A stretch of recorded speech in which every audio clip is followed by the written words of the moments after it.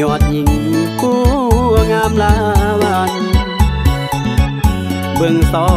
งพวงแก้มยิ้มแย้มแดงปานดอกจานไอเด้สิได้แต่งงานเข้าพาควันห่วมหอวิวา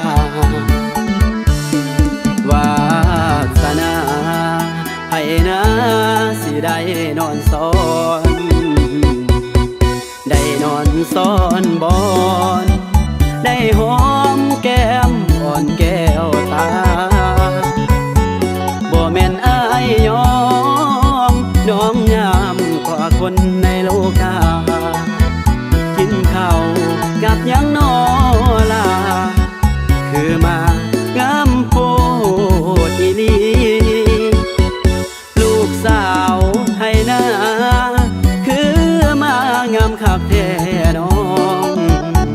สิเอาเท่าใดค่าดองแม่น้องเพิ่นห่วงเท่าใดแม่คงยิ้มเป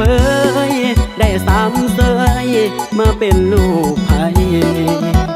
ไผเด้สิมีบุญหลายได้จอมใจเมื่อเป็นไผเลี้ยงยา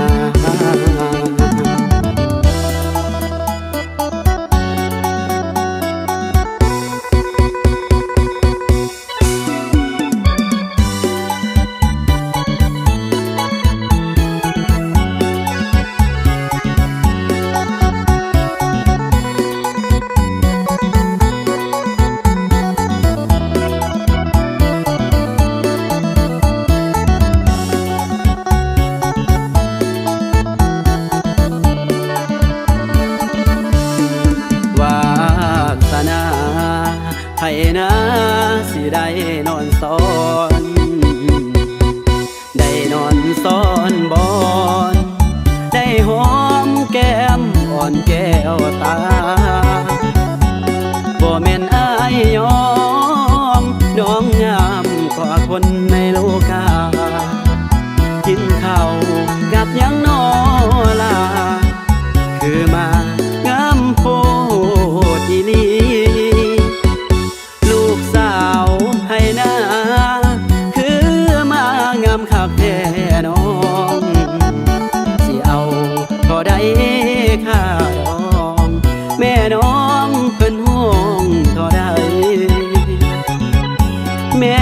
คงยิ้มเปยได้สามเสยมาเป็นลูกไผ